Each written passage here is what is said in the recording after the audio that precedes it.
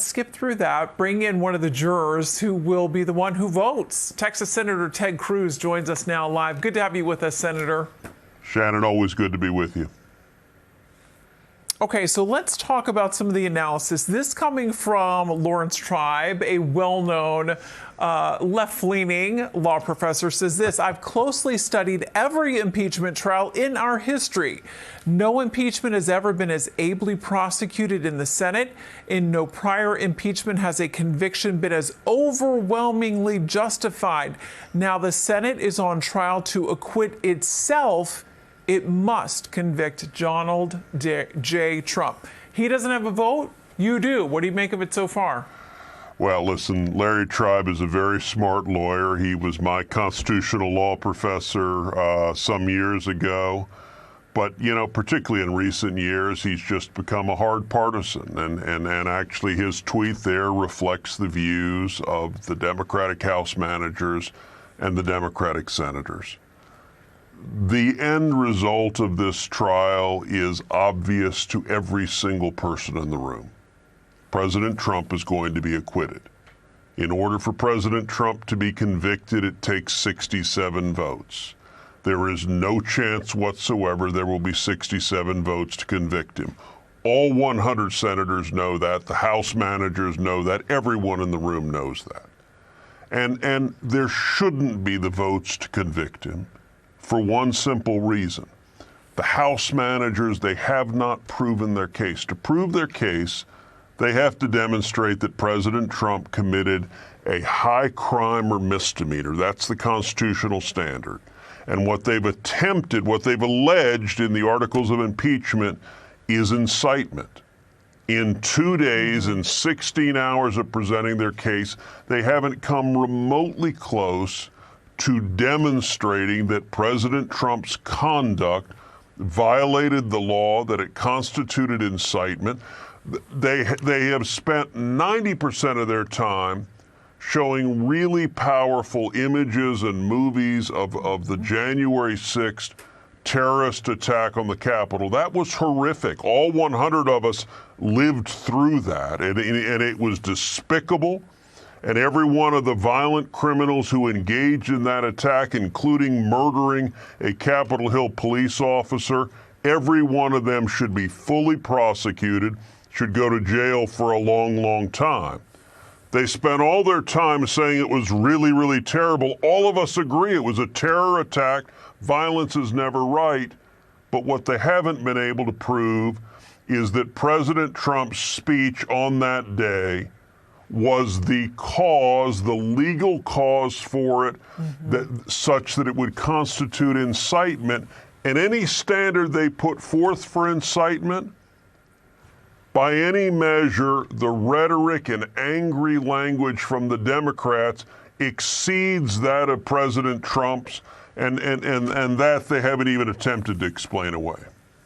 Yeah, and we may expect that we could see that from the president's defense team. I know that you reportedly talked with his defense team tonight, you and a couple of other senators who are Republicans and happen to be attorneys as well.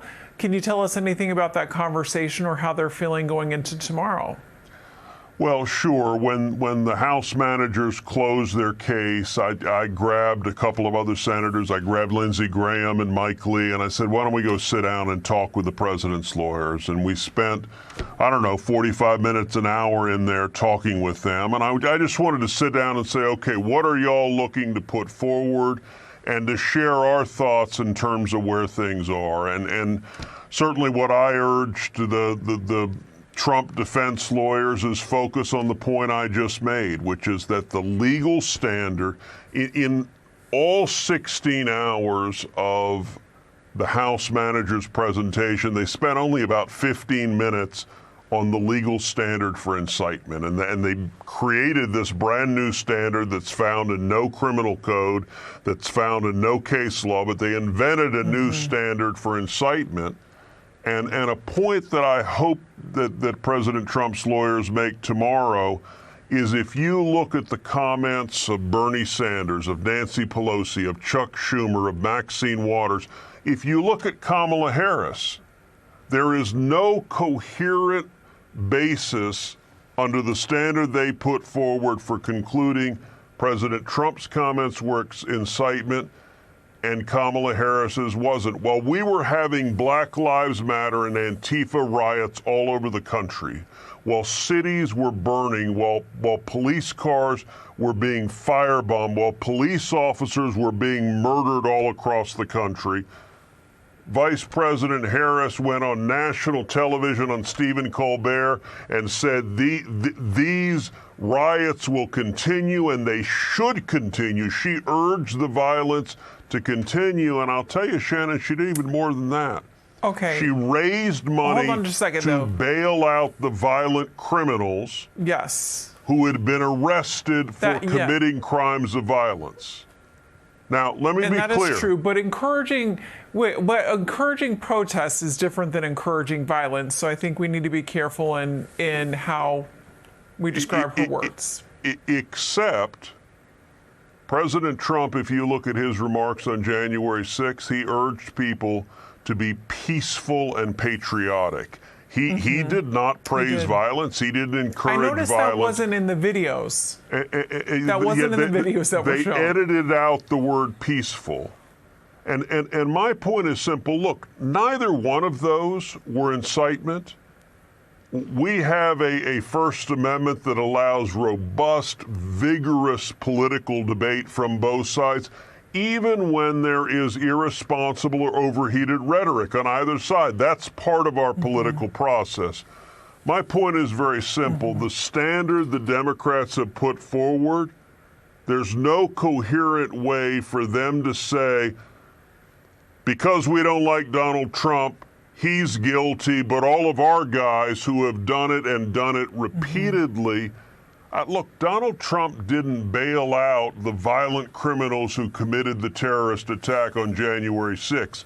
Kamala Harris did. And so if the Democrat standard were to prevail, the next time the Republicans get control of the House, you could anticipate Joe Biden being impeached, Kamala Harris being impeached.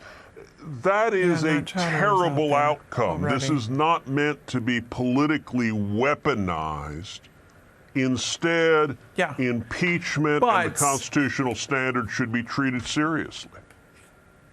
Yeah, and impeachment is largely political, more so than legal. You and I both know a lot of what's been introduced so far would never make it into a courtroom. Sure. So we'll see how it works out tomorrow, and we'll watch you there for day 4 of these arguments. Senator, thanks for stopping in.